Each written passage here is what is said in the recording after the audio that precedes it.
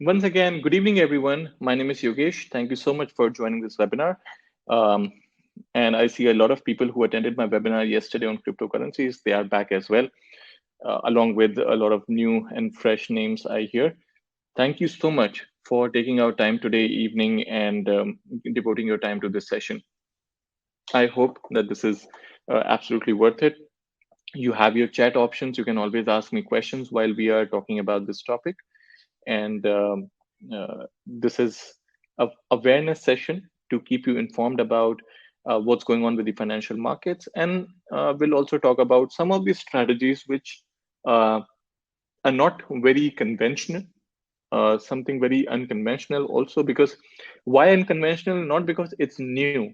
These strategies have existed for decades, but the only thing is, in our daily lives, we don't come across many people who tell us about these strategies, or we don't go to sources of such information because we are so busy with our lives. So today's session is all about one of those few of those strategies, and understand that how we can utilize those. If you can see my presentation, if you can hear what I'm saying, if I'm properly audible, visible, please send me a yes or a okay using your chat option. So I, at least I'm sure I'm known that you can hear me properly. Please send me a yes or okay. I see a lot of people here today.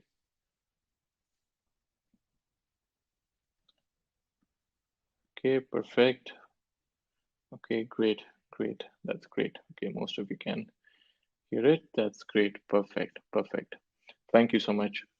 So we love this is a very responsive crowd. So we're going to have a lot of discussions over here. And please do not shy away to ask any questions about any of these strategies. So what we'll do is um, the strategies which we are going to discuss today. Um, these are for information purposes. If you really want to replicate any of this in your portfolio, or if you want to try those, I would strongly suggest that please talk to your consultants first, talk to your financial consultants first, or talk to us. Understand the risks behind it also. Every strategy, there is no strategy which has zero risk. Every strategy comes up with a risk and with expected reward. And the magnitude of the risk is something which you should always know. And you have to understand that whatever trades or whatever investments you're going to do, they are also subjected to the market risk. So I would strongly recommend, before you reach to any conclusion and try to invest into anything we discuss here today, talk to your risk experts, talk to your financial and consultants, understand your risk, and then only proceed. So trading strategies. Now, trading strategies, why we need a trading strategy, why we need a strategy at all? Because we are in a market which is, uh, we are in a market which is really, really volatile, right? Last 4 years of Donald Trump, 5 years of Donald Trump, we saw a lot of tweets. We used to see how markets used to move. And there was a lot of fluctuations, a lot of volatility. Stock markets went all time high. Cryptocurrencies crashed and then again went up. Now they're all time high. We discussed a lot about cryptos yesterday and we saw the movement. So we are a part of a bigger chaos now. And I'm sure everybody understands this, that world is not same anymore as it used to be 10 years ago. There's a big change after the 2008 crisis. We have seen stricter regulations, higher compliance, um, different kinds of events, and some of them not the ones which we would expect, but it has happened. And more volatility. What has increased in last 10 years? The fluctuations, the uncertainty, the volatility in the markets. And I would want to have at least a consultant next to me whom I can talk to, speak, have a second opinion. And it's not wrong to have a second opinion.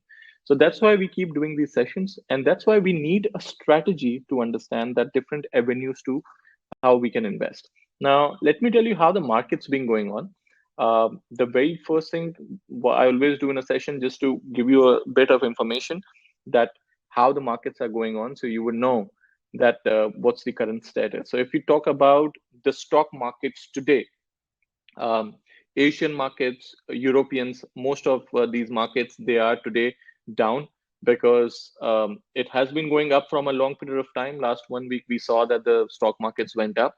And probably today, a lot of investors, they are booking profit. So they are selling their positions. And that is the reason that probably there's a lot of profit booking. And we have seen the Asian and the European markets down. The bond prices have kind of gone up. Um, Federal Reserve Vice Chairperson said that the central bank can easily lift interest rates and increase the interest rates by 2022. So we have seen bond prices rallying. Again, economic growth can be dampened. It can slow down earlier than expected. So that is what also is disturbing the markets at this point. So this is something what we are looking at from a stock market's point of view. Um, the If you see whether the U.S. market, S&P 500, we have seen technically it still looks bullish. It looks like it's going higher for in the future. There are small resistance around 46.48, 46.64, or 46.89 prices. But if you look at the short-term charts, so this is something which I would recommend to everyone.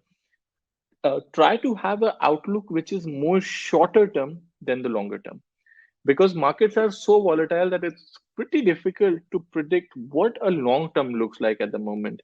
So try to keep your analysis on a very short term basis and look at a very short time frame window. Just look at how it has worked out in the last 2 3 days when you take your investment decision. So yeah, I mean, a lot of short term traders these days I see that the trading volumes have increased because of the reason that it has probably become one of those short term trading markets. If I see talk about gold, I think this is something which you should definitely know. And I opened my live trading platform yesterday, and I'll open this other trading platform today, so you can see the live prices. You can see the real time prices of how everything is going. And I want to show you gold specifically, because gold has gone up by 40 $45 today.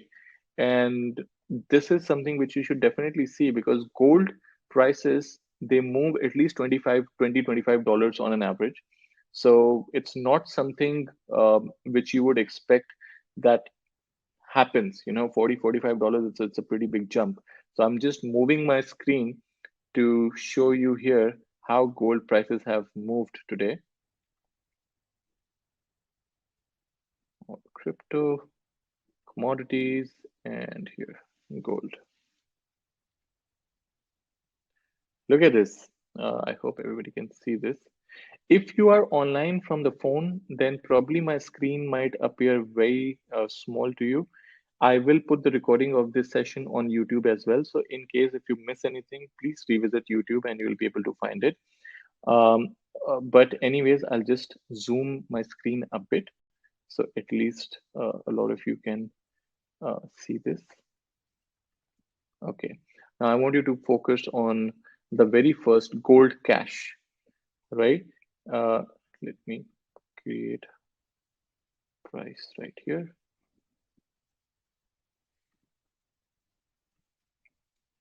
Right here. And also just a chart. Just a chart to show you that how it has gone today, how much it has gone higher. And that should be like this today. So this is today. So first I'm going to show you the chart, and I'm show you the percentage increase also. So if you see this is how gold looks today. And it's amazing, right? If you see the price over here, today the lowest is 1822, which it was yesterday when I had the session and I was having a session with you. 1822 it was, and today if you see, it has almost reached to 1868, 1869, which is way higher, almost $40. So if you had bought 10 ounces of gold yesterday, you would be making $400 profit today. Again, same applies to the laws of profit also applies to the law of losses also. So if you had bought 10 ounces, and if it go down by $40, you will lose $400 also. But this is just to show you that how volatile the market has become. That something like gold moves $40 a day, it's gone higher, right? So right now we see gold prices jumping from 1820 to 1860, and that is something which is really important. Yesterday we saw, in fact today itself, the lowest was 1822, and gold in last 4 days was going higher. But today, because bond yields went up and dollar was also getting stronger on the news of Federal Reserve raising the interest, we saw gold prices slowly coming down today, and all of a sudden we see a bigger bounce. Now that is something which we will see over the period of next few days, that how the gold prices they react, because that is where the uncertainty element comes in, right? Because a lot of people, they keep thinking that Fed is going to increase the rates, dollar is going to get stronger, and gold is going to come down. So that's why you need to understand that there has to be a strategy when you are trading, and what kind of strategies you can use, right? So getting back to the presentation here.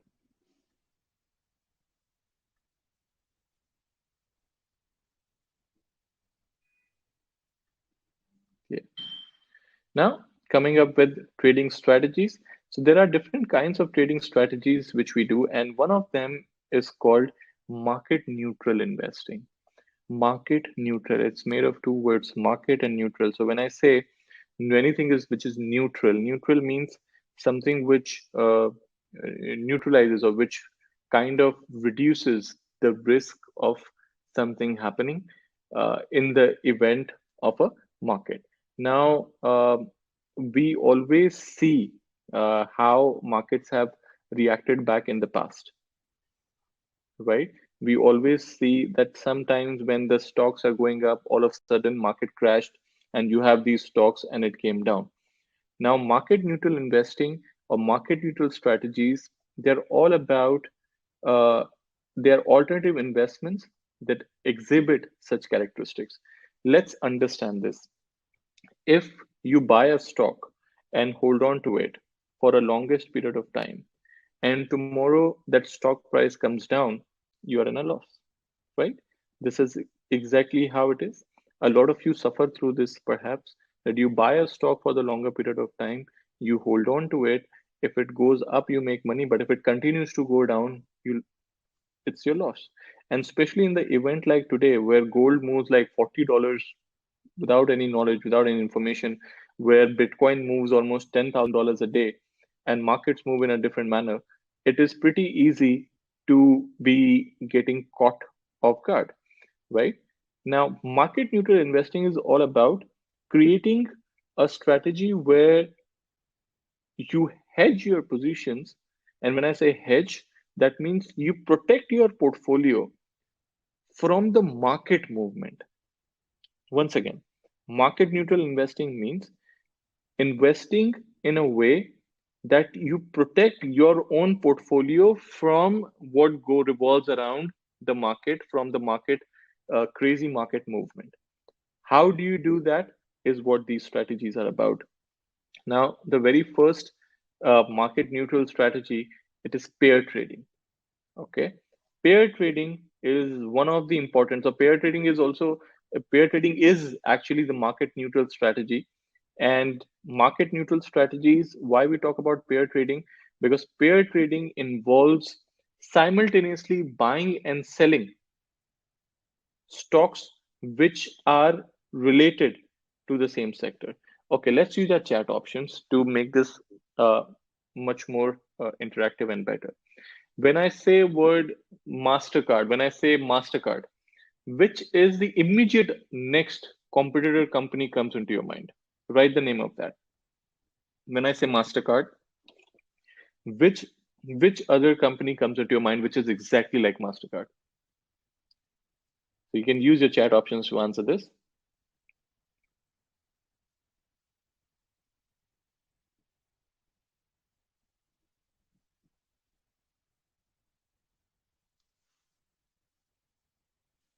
Okay, okay, okay, okay.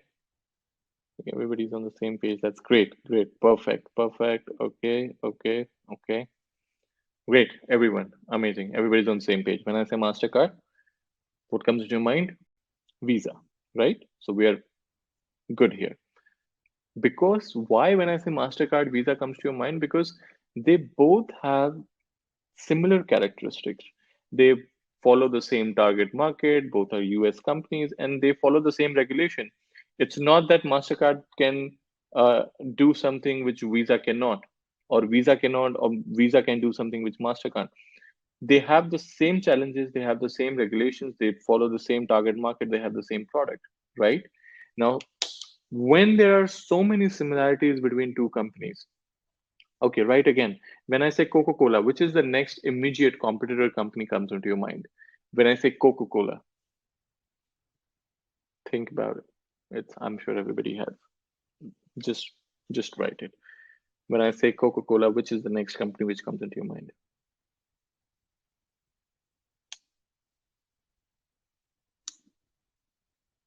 Right, right, perfect. Everybody bang on. Pepsi, right? Now, why?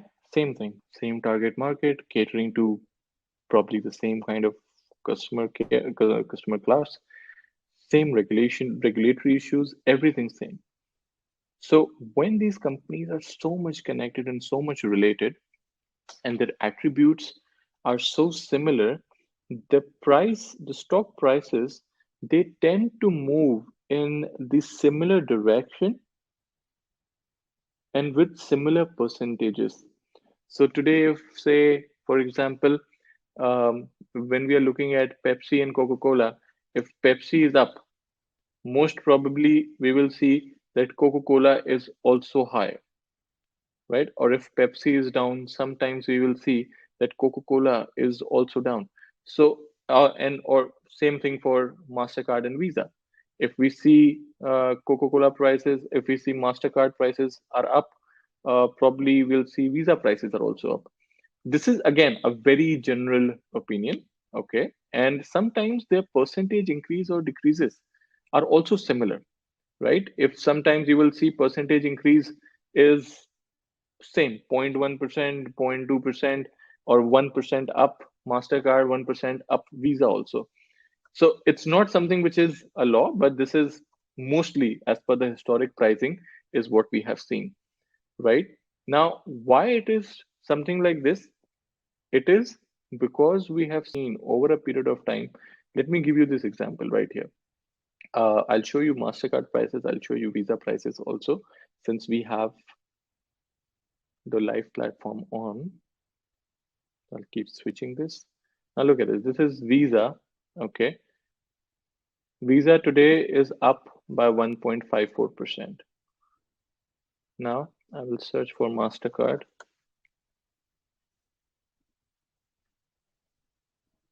Look at this. MasterCard is up by 4.2%. So both MasterCard and Visa are going up right now. Now, this is again one pair, right? Just I will zoom out a bit to give you slightly the idea of their graphs. Now, what I want to show you is this. Right now, I'm making both the graphs of similar sizes. 1 day, 10 months, 1 day, 10 months. What I want to show you is, sorry,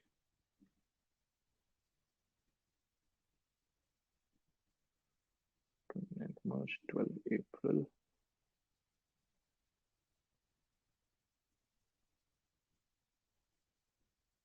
Yeah, just look at this. This is almost the same graph for MasterCard and Visa. I hope everybody can see this. These are just lines. So basically, the point is, it's of course it's not going to be exactly the same, but you see the trend at times. They have found support at similar levels, resistance at similar levels. The prices of both MasterCard and Visa are different. It's not the same price. But when we talk about the increase and decrease, of course, there will be times where there will be individual earnings. Sometimes earnings for MasterCard are way better, so it might go higher. Sometimes Visa companies are earnings are better, so Visa goes higher. But overall, if you see the direction of both the companies, similar direction, right? Same goes with Pepsi. Now, Pepsi, Coca-Cola, maybe today. it might not be similar. So if I write Pepsi here, see PepsiCo. PepsiCo is up by 0.11%, slightly higher, not much change. And we see Coca-Cola today. Look, Coca-Cola. Same. Pepsi up by 0.1%, Coca-Cola up by 0.3%, right? Look, both, even look at the percentage increases. One is up by 0.3%, another 0.1%. Look at the charts also. 1 day, 10 months from April, if I were to put it exactly, June, May, here, April, slightly, something like this.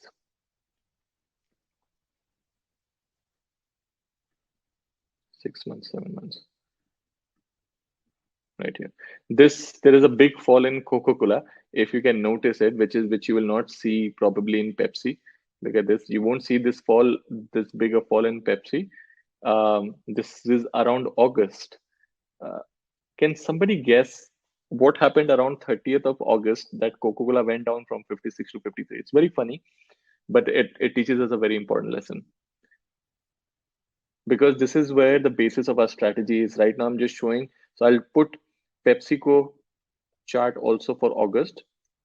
Now see 30th August for Coca-Cola and 30th August for Pepsi. September 50th here, right here.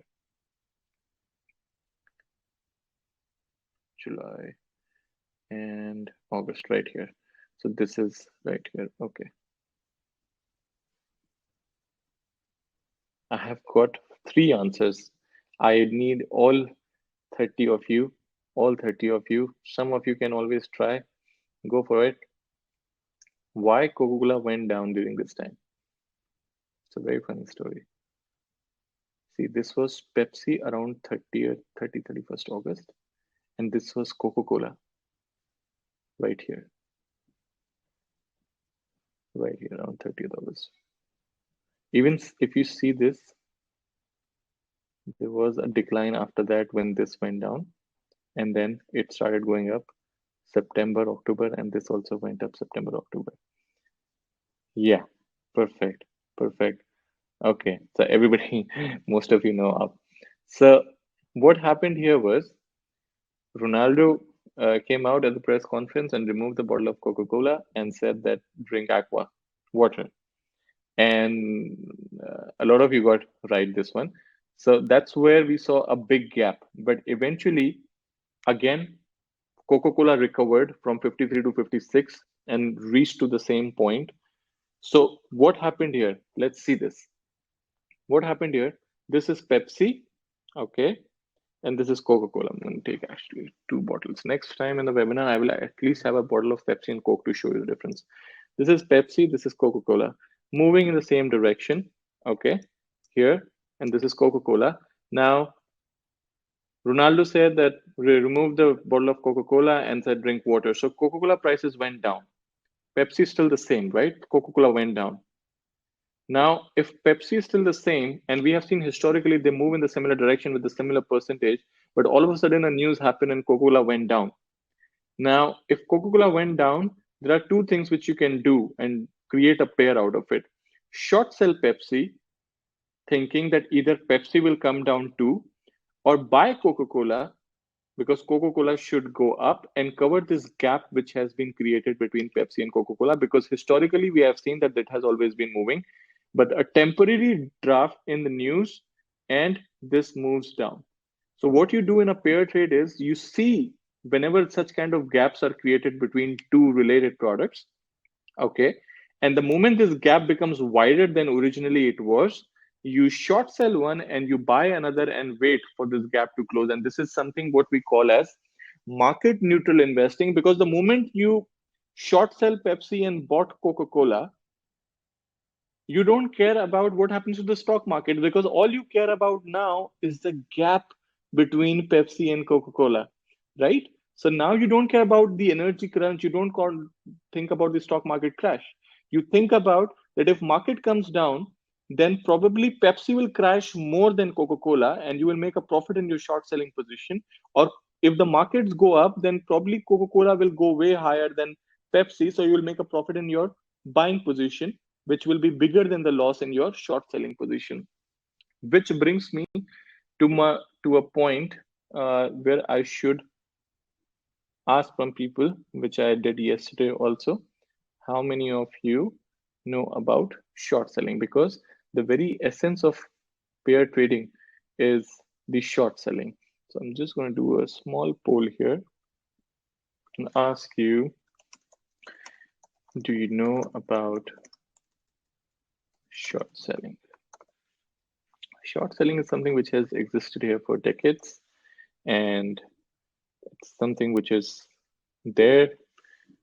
If you know about it, please click yes. If you don't know about it, please click no. Anyways, I'm going to explain it to you because this is the very essence of every pair trade which we are going to do. So, okay, okay, a lot of people polling now. Go ahead, guys. If you know about it, say yes. If you don't know about it, say no. So I would know that because you have not understood this strategy if you don't understand how short selling works. So I'm going to tell you short selling first and then tell you that how this is relevant to this strategy. So while you are doing the poll, I'm going to open it for another 20 seconds while everybody does it. Short selling is the process by which an investor who's anticipating that the price of a commodity or a stock will fall tries to take advantage from that falling price. And how he takes advantage from the falling price? The stock or the commodity which you are expecting the prices will fall down, you borrow that stock before the fall of the price, you borrow that stock and sell it in the market. You get some money by selling it, right? But it's not your money because you borrowed that stock from your broker or from a broker and you sold it in the market. And the moment you sell it in the market, you receive, say, an amount which is in plus. Let's say you sold Apple stocks by borrowing it from your broker at a price of $200 one share. So you receive $200. Wait till the price drops. And when the price drops from 200 to say 180, then you use this $200 which you got after selling the stock, take 180 out of it and buy the stock. So $20 is your profit and remaining 180 you gave it. So $20 is your profit. How you made money? You made money from the falling stock price. So I'm going to end the poll. A lot of people, you don't know about the short selling. So let's understand by taking an example of how short selling works. I just told you that short selling means uh, trying to take advantage of the falling prices, trying to make money when the prices are falling, right? How do you do that? Let me take you to the live platform and show you how you do a short selling transactions. Okay, let me close this. Okay, I want you please use your chat options and tell me. Uh, Write the name of a company which you don't like, which you think is going to crash. Company, commodity, anything. Which you think is going to crash. Don't like that company, don't like that stock. Give me a name. Let's get more real.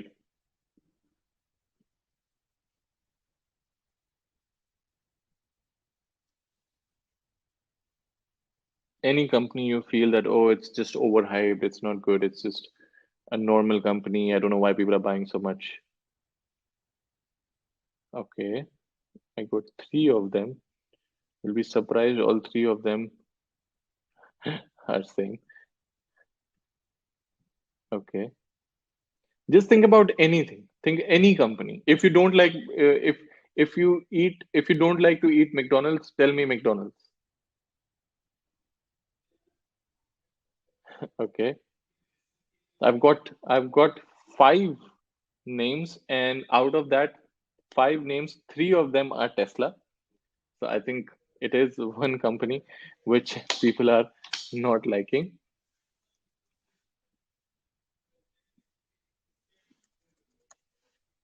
Right? I'll wait for more names. Anyways, Tesla is one of those examples.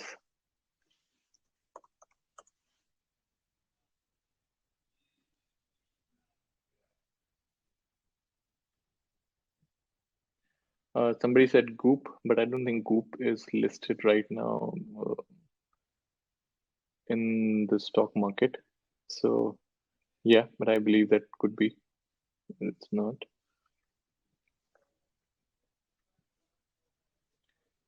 Okay. Somebody said Trump. Of course. So Trump has a SPAC going on, which is called Duoc, and Duoc is also so Duoc is a SPAC which is helping to raise money to basically create a company, a social media company like Twitter, which will belong to Donald Trump. So after all, Trump cannot be out. So yeah, I mean probably Trump's SPAC also. So I'll go back to my platform and search for Tesla first, since everybody has recommended Tesla. You feel that Tesla prices are going to come down? Honestly, if you see from 5th November till now, Tesla has come down from 1200 to all the way to 1000. So it has dropped by $200. This is how Tesla charts look like at the moment. God, look at this. Crazy, right? Look at this. Yeah. So this is how Tesla looks like. Today it's up by 4% though, but it went down from 1250, it went down to 1000, bounced back today by 4%. So let's say we feel that Tesla stock is overvalued and it's going to come down. Okay. Now let's remember that you do not have Tesla shares in your trading account. When I say you don't have Tesla shares, which means you did not buy these shares earlier. Okay. So it is not there in your portfolio. All right. And we are just looking at a fresh chart of Tesla. And here is the buying and the selling price. So if you see this, this is the order ticket and shows the buying price is $1,072.70 and $1,072.56. Now, we are looking at Tesla, we're expecting that the price of Tesla is going to go down. So first thing I do is select sell. Okay. I start my transaction with sell. Now, the question which should come first is that how I can sell something which I do not even have, right? I'm clicking sell directly because we will start this transaction by selling it. But how do you sell which you don't, if you don't have anything? This is where the broker comes in. Now, every broker, and guys, short selling is not a new concept, it has existed for decades now, and everybody knows about every broker provides a short selling service. What you need to do is you borrow Tesla shares from your broker. Okay. If you have a notebook, I would really appreciate open your notebook and do what I tell you. I mean, what I guide you towards. If you have a notebook, I'll give you 10 seconds to get one. Always carry notebooks or at least a pad. It just helps you out. I have a bunch of papers I write on it all the time. Cool. I think you have your notebook now. Open the notebook and write on the page. Step one, borrow the shares from the broker, the shares which you are expecting that will fall in value. Okay. Step one, borrow it from the broker. How you borrow it from the broker? You don't have to ask separately. All you have to do is select sell and write the number of shares you want to borrow. So let's say I have $94,000 in my account. I write 94,000 here. Press enter. The moment I press enter, it automatically calculates the number of shares which I will be able to sell, right? Worth $94,000, 87.9 shares. How do I calculate it? 87.9 multiplied by the selling price, and that's the total value of shares I am selling, right? These are the number of shares which I am borrowing from my broker. So, step one, borrow the shares from the broker. Step two, sell it in the live market. Okay, now I'm going to do step two. Please look at this very carefully. This is the basis of every pair trading strategy. So you have to be very careful when I'm telling you this. Step one, borrow the shares from the broker by selecting sell and writing the number of shares you want to borrow. Once you have written the number of shares, you have to click on place sell market order, which means it is your step two that you sell these shares in the live market. Now I'm selling these shares in the live market. I click on sell, click. You sold Tesla Motors 87.8 shares, and the selling price is 1070. I just sold it. Look, I have the confirmation right here. I close this, I go to my account, positions, I can see that Tesla Motors, S stands for short sell, number of shares, total value, and I have a floating loss which will continue to move until I close my trade. Now, step two, that you sold it in the market. What is the value of the share which you have sold? $90,000. I did 94,000, but just let's say for the round figure, let's keep it 90,000, right? Now in your notepad, please write after step one, you borrowed shares. Step two, you sold it in the market. Step three, in your account, you add, right? Because you sold $90,000 worth shares. So you write plus 90,000. This is the hypothetical balance which you receive, right? When you sell something, you receive money for it. So write step three, receiving money plus $90,000. Now this is what you have because you borrowed shares from your broker and you sold it in the market. I hope everybody is up to speed on this. Now step four, write step four and write in capital letters, wait. Step four is all about waiting. Waiting for what? You're waiting for the prices to come down. Now you are waiting for the Tesla stock price to come down. You want to wait for the prices to come down. Okay. Now we will wait for the prices to, obviously not in this session because session is time bound, but otherwise, when you short sell something, so step one, you borrow. Step two, you sell it in the live market. Step three, you wait for the prices to come down. What prices? The current market price. So if the current market price is 1070, which you sold at, you want price to fall down further. Okay. Now, step four was you wait, right? Now, when you wait, another step, next step is hypothetically, let's say the price dropped from 1070, it came down to say 1060, $10. It dropped by $10. Okay. The moment it dropped by $10, now instead of 1070, it's 1060, right?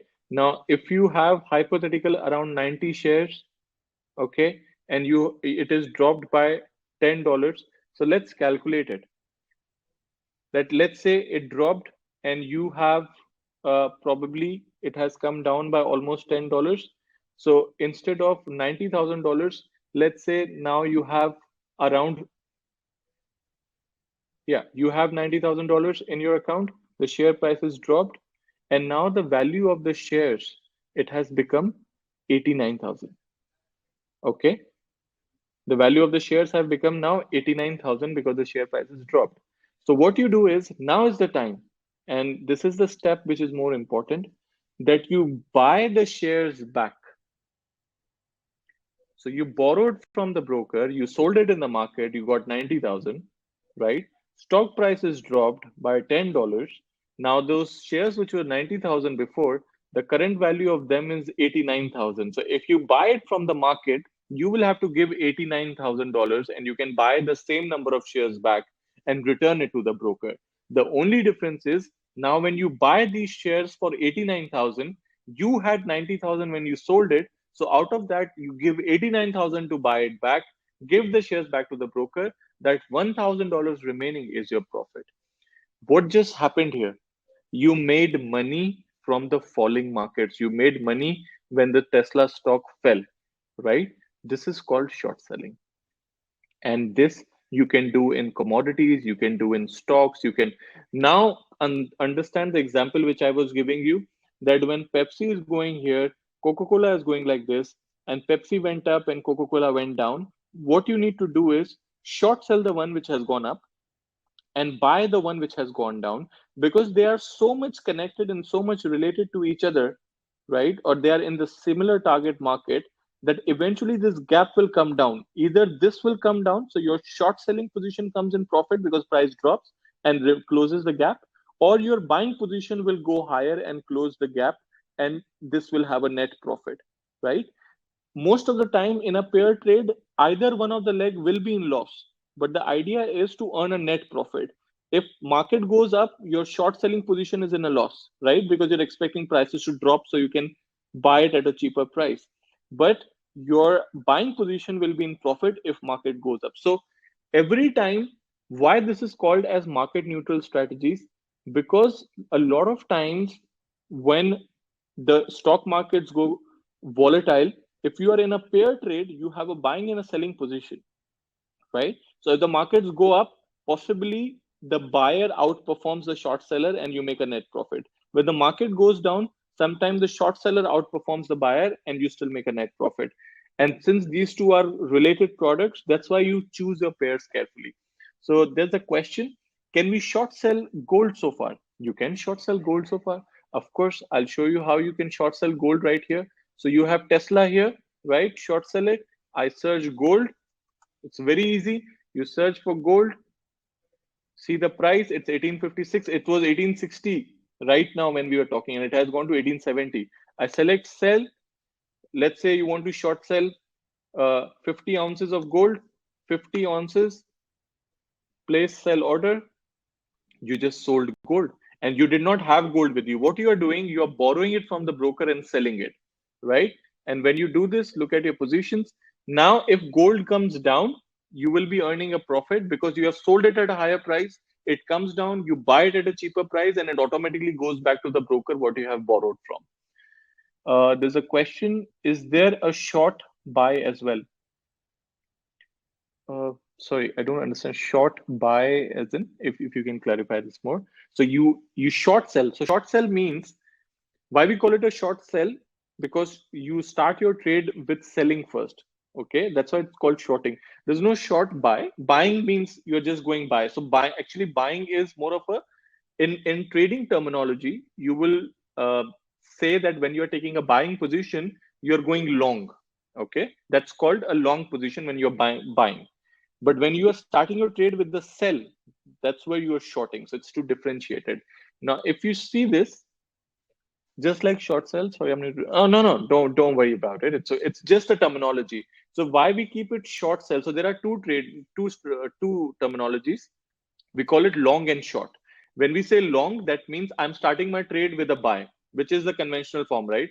If I'm expecting the price of this bottle will go up, I will buy this bottle, which means I'm going long on this trade. I'm expecting it will go up. But if I'm expecting the price of the bottle is too high already and it will come down, and I want to borrow this bottle from my company and sell it in the market, now I'm going short on this bottle. I'm expecting prices to fall. So if you see right now my gold position here, it is showing in green. It is showing a profit. Why? Because I sold it at 1856 and my buying price is 1855.79, right? So my buying price is less than my selling price. So because I'm short sell on it, if you see here, let me increase the size of this. Look at this. I have a profit of $72. Why? Because now my buying price is 1855. It's going down to 1854 also. Look here how frequently it is changing, right? Look at the order ticket. I sold at 1856 and now buying price is 1855, and see this is changing right here. So if Tesla's buying price also reduces then its selling price, I will have a profit in Tesla also. Similarly in gold, now see the buying price of gold, it is coming down all the way, almost touched 1854, and then again it bounced back. So basically when we are short selling, we are expecting the prices of these commodities or the stocks, whatever we are short selling, we are expecting the prices to fall. So pair trading is based on going long, or means buying one leg of a commodity or a stock and short selling the another related stock to earn a net profit in case if the market reverses. Okay, there's a question, what's the percentage for every sell and buy paid?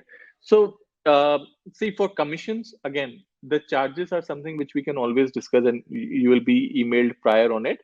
But just to give you a slight idea of how it is charged, if you are buying something like what I did right now with the gold, if you buy 50 ounces, I'll charge you $12.50 probably. If you short sell it, similar way. It depends, again, as I said, depends on commodity to commodity, and charges will already be sent it to you. So it's not something which is a very big. It's mostly competitive commission and competitive prices as well. Okay, there's a question. What about the take profit? So, okay, so we'll come to the stop loss and take profit also. Right now, I'm sure everybody has, if you have not understood short selling, do not worry about it. We can always have a one-on-one session and we can discuss about how short selling works. All right. Please do not engage into something which you have understood half. Should understand this properly and only then do it and try this out, right? So this is how pair trading works, and I'm going to show you some live strategies of what we are doing and how you can replicate that in your own portfolio. Look at gold prices right now. It's 1854. So we short sell it here at 1856, and now it is 1854 0.83. Okay, second.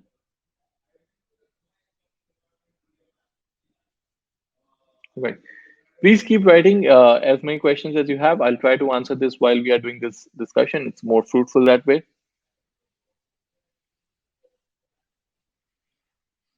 Okay, let's look at some of the strategies. Now, looking at the pair trade itself, I think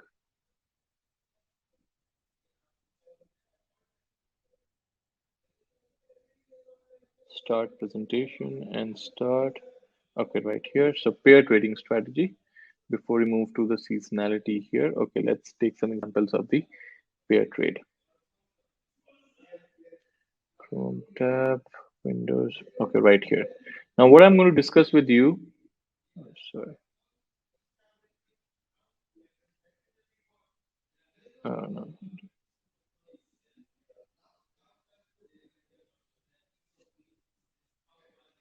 Okay, now this is again a pair trade, a spread strategy, corn and wheat.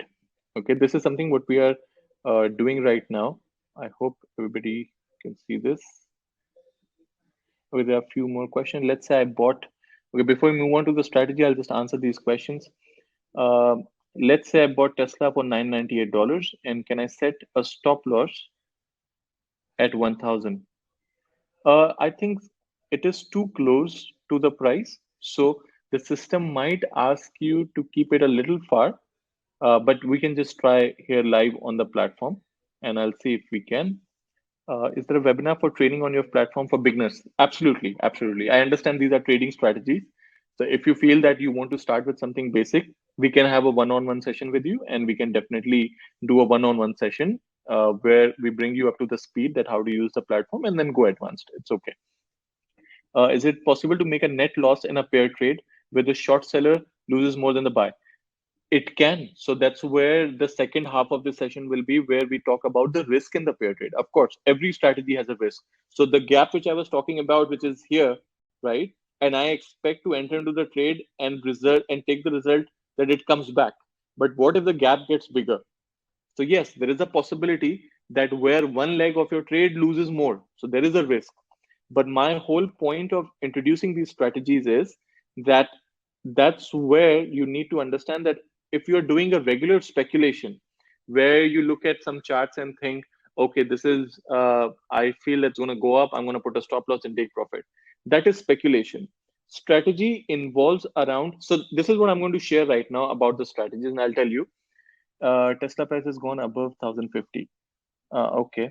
So, okay, I'm going to take one question. Is let me share the strategy with you, and I'll explain you. This should answer your question.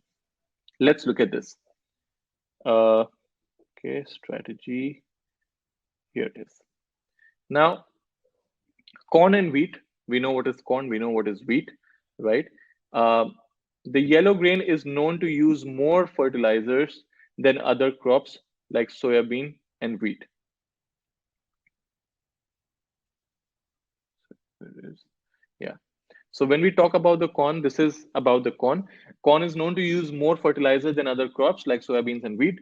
Skyrocketing fertilizer prices could lead US corn profits to drop about a quarter, potentially motivating farmers to shift millions of acres to plant other crops that could reduce the supply of corn in the market, boosting the prices. So, as I say, the fertilizer prices have continued, they are continuing to go higher, right? Now, increased fertilizer prices, which means the material which is used in that, the profitability drops, right? And once that happens, it kind of motivates a lot of farmers to move the production to different crops rather than producing something which is giving less profits. It's simple demand and supply, right? When we see that the prices are impacting the profitability, something which is not profitable is not motivating enough to be produced, right? At this point of time, because corn is used a lot of times in fertilizers as compared to soybean and wheat, and the fertilizer prices are doing going so high that the corn profitability is kind of being impacted, the farmers might be moving to different crops, and that could reduce the supply of corn in the market, which in future might increase the corn prices. Demand for ethanol has reached record levels amid growing energy crunch. So there is an energy crunch also going now. I did a session on energy crunch a few weeks ago where we discussed about that how prices of natural gas and related fuels have gone up. So ethanol has also reached record levels in the middle of energy crunch. Ethanol is domestically produced alternative fuel. Most commonly, it is made from corn. And an increase in ethanol production means there is a growing demand, which provides further catalyst for the corn future contracts. Wheat and corn are often used interchangeably to feed the livestock. Surge in wheat prices would prompt cattle owners to further increase the use of corn. Now, what we are doing here is uh, the strategy behind here is that you buy corn and you short sell wheat to take advantage of the fact that the difference of the prices between them, it might decrease. Okay, if you see now the chart which you see here, and I want everybody to give 100% attention over here. Okay, and again, as I said, guys, this is not the last time I'm explaining this. I will be available for a one-on-one session also, so I will be more than happy also to talk to you and discuss this strategy before we can always do something, right? I will answer, I have more questions also, so I will answer these questions once I'm done with the strategy. The chart which you see right now is the chart of the price differences between wheat and corn. Okay, so when we use the word spread, corn and wheat spread, I said spread means the difference between the prices of two instruments. So a corn wheat spread means the difference between the prices of corn and the spread. Now, the chart which you see right now, it is not the chart of the prices of corn or wheat. It is the chart of this gap. So mostly the difference between the prices, if it is this much, right, on an average. So this is the chart which shows that.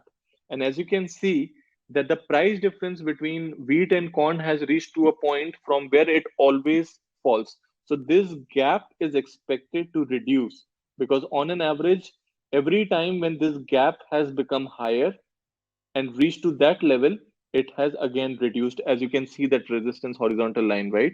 So this is from 2010. If you see the horizontal line which you see there, and you see at the bottom, it says from 2010 till 2022, at least from 2008 to 2021. Currently, in last 12 years, we have seen that every time the price gap between corn and wheat is this much, it again reduces, which means you buy corn and you short sell wheat, right? So you buy corn, this is corn right here, and this is wheat. So you short sell wheat and you buy corn and you expect the prices to drop. So either corn will go up or wheat will come down to close the gap. And when I say to close the gap, which means to reduce the price gap. And why the price gap is expected to reduce? First, the corn supply is expected to reduce, so that will boost up the prices. So that is one, right? And at the same time, the harvest of the wheat in Midwest is also slowing down, leaving end users scrambling for supplies. So this is something which we are currently looking at, and this is one of those strategies uh, which we are currently doing. And again, if you let me Scroll this down further, right here. How do you take the trade? Again, guys, this is for information purposes. I'm not asking you to take the trade right away, and unless you have a demo or a dummy account, you can. So you long corn, you buy corn, equal quantities. You short sell wheat, equal quantities, right? Whatever the current price, and then just look at the strategy how it works. This is really really important. Okay, uh, if you are doing this trade, you should do it in the similar way. You buy 10,000 units of corn and you short sell 10,000 units of wheat. And you do this in your demo accounts. I repeat this again and again. Please do this in your demo accounts. You can get demo accounts from your relationship managers, dummy accounts, fake accounts, dummy money. Do not use this in your live accounts unless you really understand the risk behind it, right? So this is one pair trade which you're doing, and like this, there are a lot of such trades which are done in crude oil. There are two kinds of crude oil. There is Nasdaq South Africa Index, which is related. We do a lot of back testing, and I'll be able to show you all those strategies right there. Right now, this is strategy one. Let me answer a few questions over here. Which is the best way to understand the chart, with line, bar, or candle? Which is more easier to understand? Good question from a technical analysis point of view. Normally, I would look at a candlestick because a candlestick shows you the highest, lowest, open, close, everything. So it's easier. But if you want to do a really detailed kind of analysis, sometimes the line chart, line chart is easier to. So when you're looking at a pair trade, line chart is always easier to see the gap of the prices when you're doing pair trade. So line chart is the best when you're comparing two charts. You put merge each other and you will see the lines either diverging or converging. So the line chart is the best. Candlesticks don't work in that way. But when you're looking at a 4 hours window, when you're looking at a more day trading kind of a chart, candles work well. You should be looking at the candles. That works well, right? Uh, okay. Now, one another kind of strategy which you can look at, I call it a seasonality pattern. Okay, seasonality pattern is, it's very interesting and very easy to understand. I mean, if you have slightly understood the pair trading bit, this will be a piece of cake for you, because seasonality, as the name suggests, it's all about understanding the seasonality of any product, that at what month it performs the best or it performs the worst, and then taking a trade during that month. Let me give you an example. Um,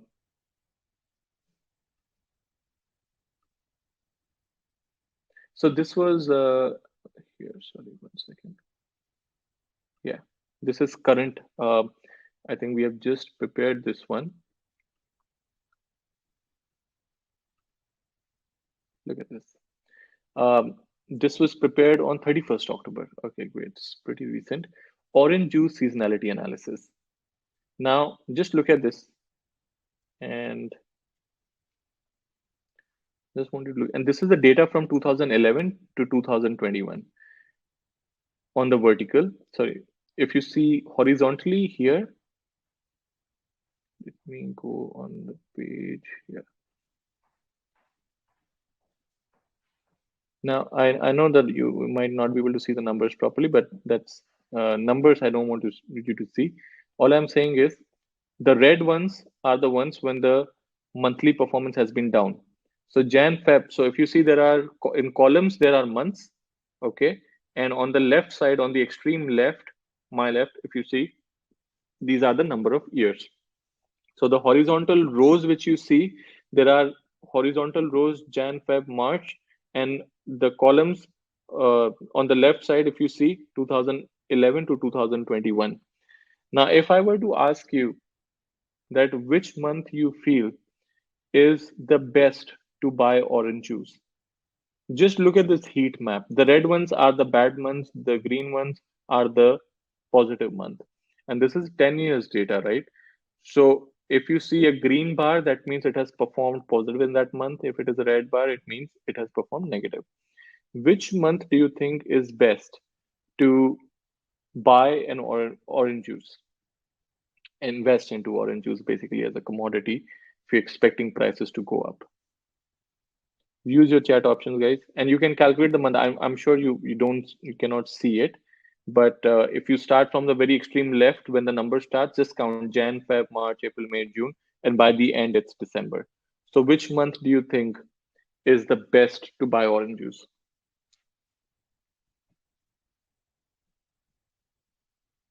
So it starts from January from the left and it ends in December.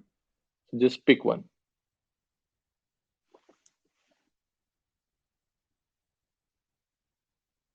Okay, I started getting answers here.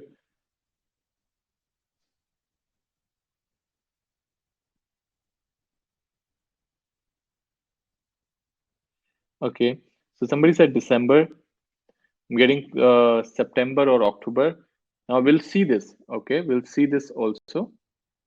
Please keep answering. Please keep answering. It's good to see more people attending. And this is just the uh, last strategy I'm going to discuss. We'll be ending this session, and we'll be up for one-on-ones also. So this is just the last one. Okay, October. Okay, now just let's zoom this and see. Let's see December first. Okay. Um,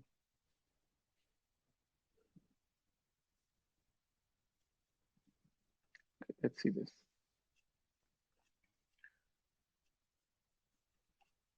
So I'm gonna zoom in, all right?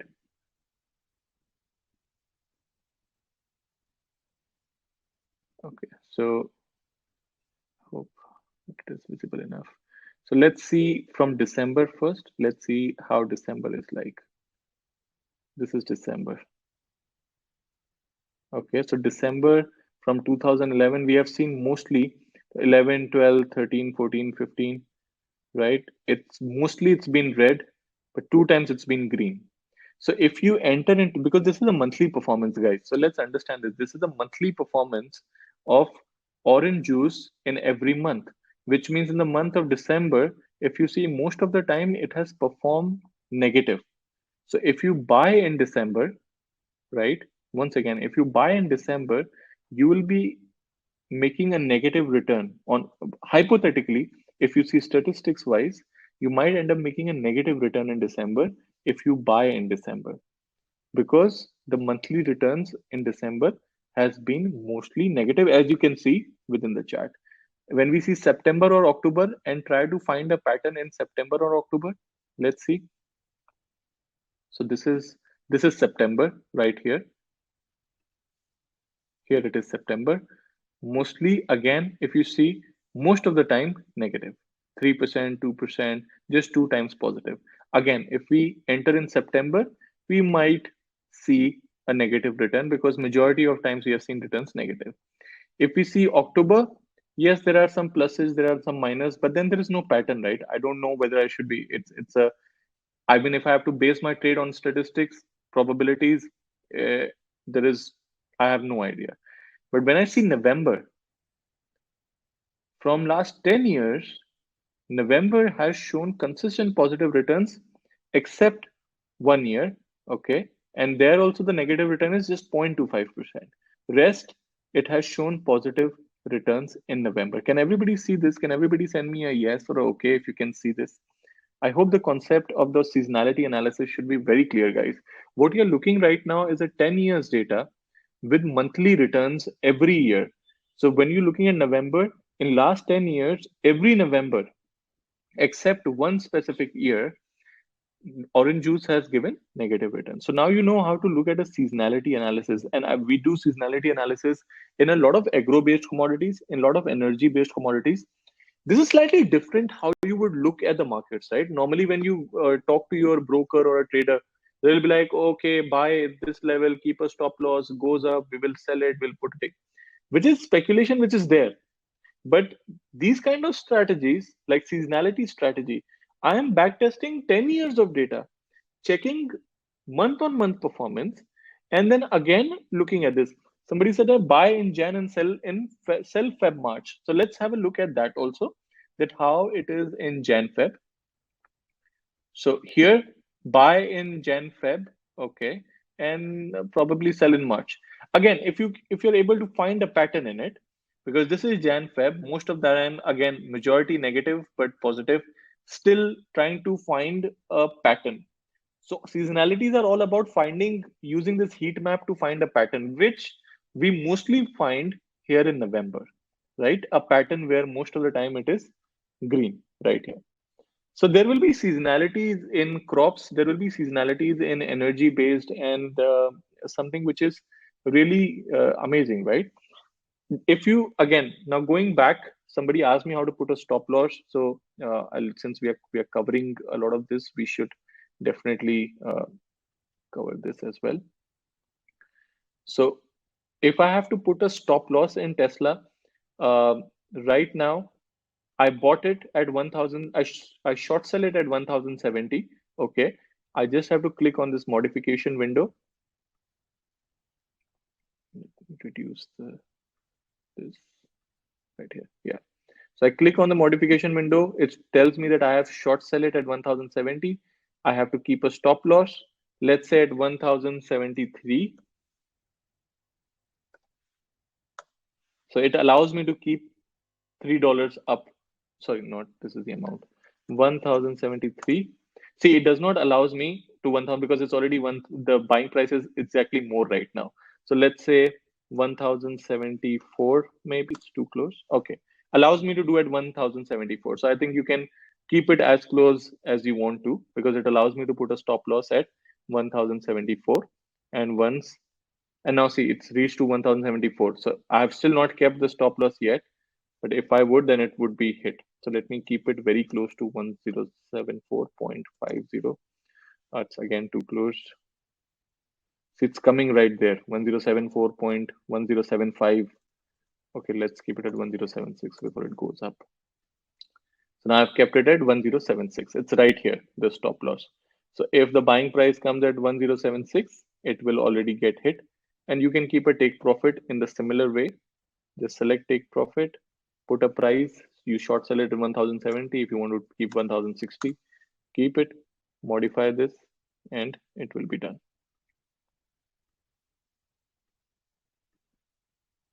Right? So you have a stop loss and you have a take profit. So this is something which you can easily do in your portfolios. You can easily put a stop loss and a take profit. I think we misunderstood the chart as showing change in commodity prices and not returns. That is true. That is true. That's why I understood a lot of you when you said December. I should have explained in a better way where I should have told you that the seasonality strategy shows the monthly returns and not the change in the commodity prices, monthly returns of how the commodity has performed. So when you see it that way, you will see that November has been the best performing month. Question: is there anywhere in the platform you can check the 52-week uh, high and 52-week low? So 52-week high and low, let's say for gold, for example, you can look at into the chart actually. It's not written, but you can look into the chart by looking at this. One second. So this is when you select your chart and make it, sorry, yeah. So there is 1 year. Okay, so when you make it 1 year, it exactly goes 1 year, like 52 weeks. So right now it is November here. This is also November. So if you have to check 52 weeks low, you can just select this cursor and you will see that this is the lowest, 1674, right? 52-week high. This right here was the high, January 21, 1955, right here. So 52 weeks, exact 52 weeks, you just have to select from here last 12 months. If you want to do year till date, like this year, January 2021, select year till date, and it shows you from January how it has performed. You can see it in the chart. It's easy to see in the chart, but it's not written anywhere. It's available in the chart. Right. So great questions, all of you. Great questions. I hope that I'm just showing you two strategies right now. So enough to, what you can really do. Somebody asked me how we can get a demo account here. So you just talk to your relationship manager. They will give you a demo account, and I will be available for a one-on-one, very basic session also if you want, which is not strategy based. Just want to tell you how to use the platform. Talk to your RM. I'm even working on a Friday, so if you want to have a session on Zoom, or you want to come to the office and you want to bring your laptop, do it yourself. We have a great environment. We are using all the safety protocols. I'm here right now in enclosed cabin. I'm not wearing a mask, but then we are using all the safety protocols. you're most welcome, and we can sit and discuss more, right? So until there are any other questions, you can always let me know, talk to your guys, and they will inform you. Before I leave, on behalf of Century Financial, my team, and my entire family, a big vote of thanks to anyone who is into the healthcare industry, midwives, doctors, first responders, nurses who are risking their lives out every day for us in this global pandemic. There is no way that we could thank you, and the words are not enough, but this is all I have right now. Thank all of you and anyone who's connected, who, if you have your husbands, wives, daughters, sons, relatives, friends, anyone who are doing this for us, who are into the healthcare medical industry, working day in, day out, keeping us safe. Please convey my best regards. I wish nothing else but a great health and a lot of happiness to them. And I hope that this pandemic is over soon and life gets back to normal. Till then, uh, keep be enthusiastic, keep yourself invested, keep attending more and more sessions. And somebody said, "Can I come this Friday to learn about your system?" Absolutely, you're most welcome. Just let me know a day before that so I can plan the day accordingly, and we can definitely meet on a Friday and have discussion. For the rest of you, if you want to have a one-on session over Zoom or you want to come to the office, most welcome. We'll definitely understand more about this. So once again, my name is Yogesh. Thank you so much for your company. You have been a great crowd. We'll meet another next week once again for a different session with a different topic and hope to spread more and more awareness. So thank you so much. You have a great night.